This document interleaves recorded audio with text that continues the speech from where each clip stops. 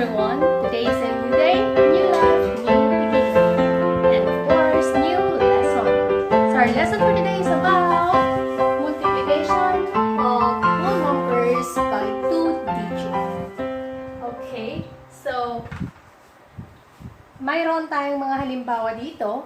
So kung mag-multiply tayo ng 2 digits by 1 digit number, kailangan nating i-identify ang ones and tens. So, dito tayo. Nilagyan ko siya ng box para maunawaan ninyo. So, kung meron tayong box, the counting must be start on the right. Okay? So, dito tayo mag-umpisa. So, from this point, the first is ones, the next is tens. And since we're talking about 2 digits lang, kaya hanggang tens lang tayo, okay? So, ang tawag natin dito ay place value. So, meron tayong first example which is ones is 4, tens is 4. Therefore, we call it as 44. So, kung babasahin natin dito, yung first number is 44. The second, multiply natin siya sa second number which is 3. So, yung una ay 44 times 3. Okay? So, mag-umpisa tayo. Kung mag-multiply tayo ng 2 digits number and 1 digit number, so, unahin natin i-multiply ang ones. Paano? So, 3 times 4. So, mag-skip counting lang tayo. So, 3. Kung hindi pa ninyo memorize ang multiplication table ninyo, mas mainam na isaulo na ninyo or i-memorize nyo na kasi hanggang kayo ay mag-college, kailangan nyo yan. Okay? So, let's continue. So, 3 times 4, we have 3, 6, 9, 12. So, we have 12. So, kung isusulat natin ang 12, ganyan siya. Okay? So, yung ones ay ito. So, isusulat natin yung ones dito. Ngayon, saan natin ilalagay yung tens? Tens ay ilalagay natin sa tapat ng tens. So, itong 1 ilalagay natin sa taas ng 4. Okay. So, ang tawag na natin dito ay carry 1. Bakit? Kasi, lumampas yung ones natin, umabot siya ng tens. Kaya yung tens na isa, ilalagay natin sa taas. Okay. Itong 1 na ito, ang value niyan ay 10. Okay? Kasi, i-explain ko lang maigi para maunawaan ninyo. So, yung 12, meron tayong isang 10, at saka plus 2 na ones. Kaya yung ones na ito, andito. Saka yung 10, or yung 1, so 10 siya kung ganito lang siya isusulat. Pero kung susulat natin siya dito, yung 10 magiging 1 na lang siya kasi ito. So, may 0 dito kasi ito nakasulat yung 1, yung 0 dito sa 1. Pero, useless na yung 0 pag mag-add tayo. Kasi kung mag-add tayo, halimbawa 1 plus 0, 1 pa rin siya. Okay? So, i-continue natin. Pagtapos na yan, ang isusunod natin, so, ang una kanina, ones to ones, nilagyan natin yung ones kung nag-multiply tayo dito, and then yung remaining tens sa taas. Carry. Next, continue natin. Yung ones by 10. So, 3 times 4, we have 3, 6, 9, 12. Okay, the same lang. 12 pa rin siya. Plus, don't forget to add or huwag kalimutang idagdag yung carry natin na 1. So, 12 plus 1, we have 13. So, yung 13, dito na.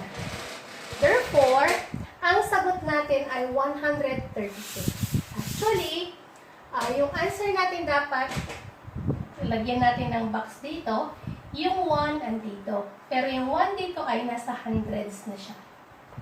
Okay? Kaya ang basa natin dito ay 132. Okay? Okay. So, example number 2. Ganon din ang gagawin natin. Ones to ones tayo. So, meron tayong 67 times 8. So, kung paghiwalayin natin ito, meron tayong 60 plus 7, which is 67, multiplied by 8. So, unahin natin, ones times ones. Okay? So, 8 times 7, we have 56. So, 6 dito. Oh, sorry. 56 tayo. So, yung 6 dito, yung 5 doon. So, ibig sabihin, meron tayong 50 plus 6. So, yung 6 dito, yung 50 dito. Pero kung isusulat natin sa tapat ng tens, 5 lang ay isusulat natin. Okay? Next, sunod natin ang 8 times yung tens natin, which is 6. So, 8 times 6, we have 48. Ulitin natin, 8 times 6 ay 48. But, don't forget, meron tayong carry na 5 doon. So, may 5 times tayo dito. 48 plus 5. So, we have 8 plus 5. So, 8, so utak 8, 9, 10, 11, 12, 13. So, meron tayong 13. Ganyan ang 13. So, yung 3 dito, yung 1 sa taas. Next, 4 plus 1, meron tayong 5. Therefore, ang sagot natin ay 53.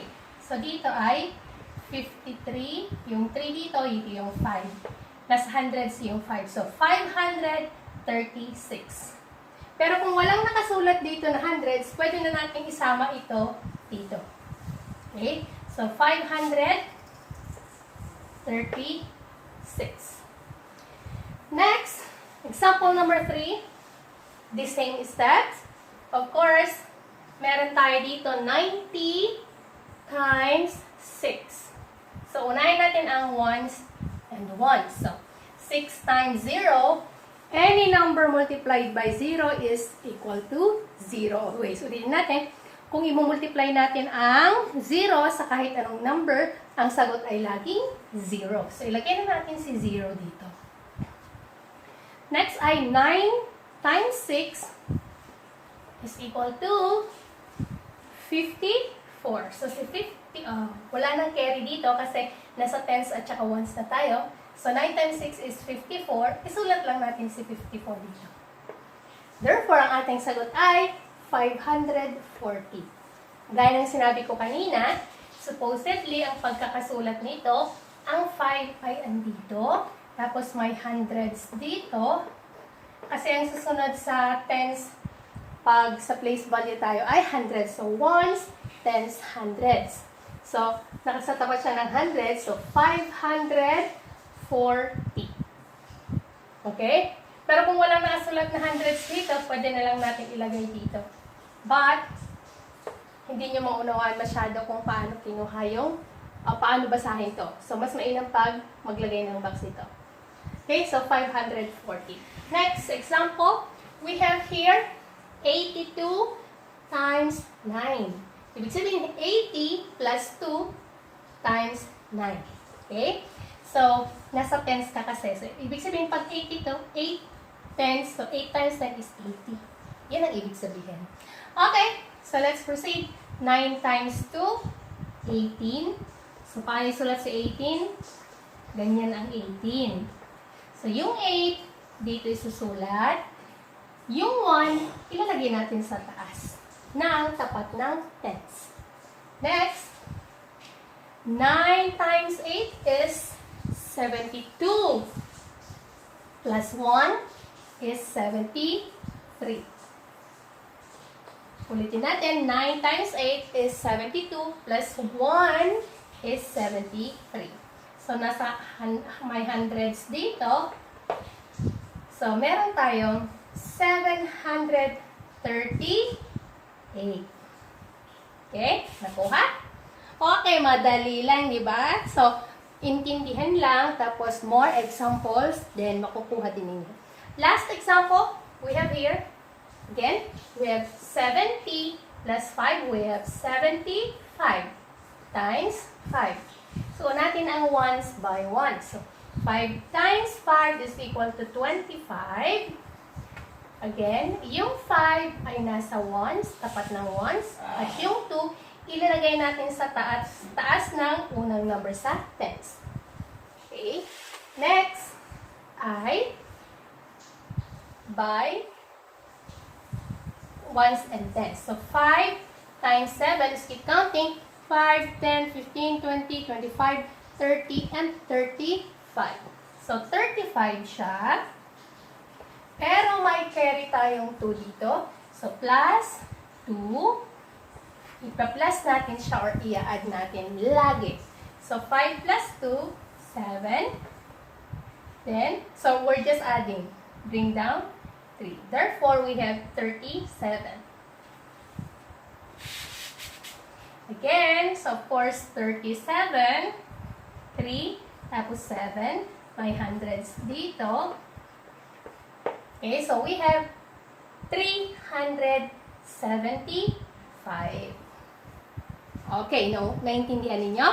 Okay, ulitin natin ang step by step na pag-multiply ng 2 digits number at saka 1 digit number. Whole number ay, una, i-multiply natin ang ones times ones.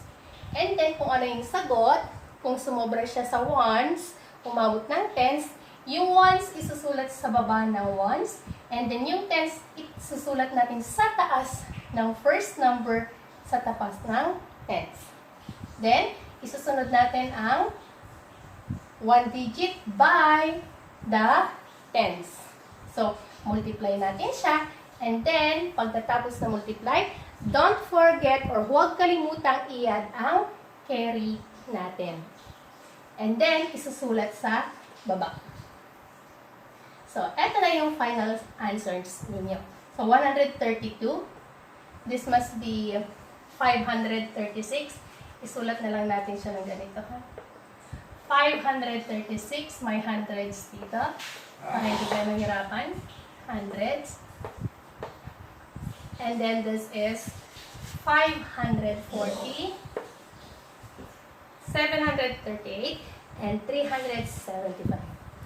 Okay guys, hanggang dyan na lang tayo ngayon. I hope na may naunawaan kayo sa ating lesson today or may natutunan kayo. Kung mayroon kayong mga katanungan, i-drop lang ninyo ang inyong mga tanong sa comment section sa ibaba. Thank you and keep safe! Bye!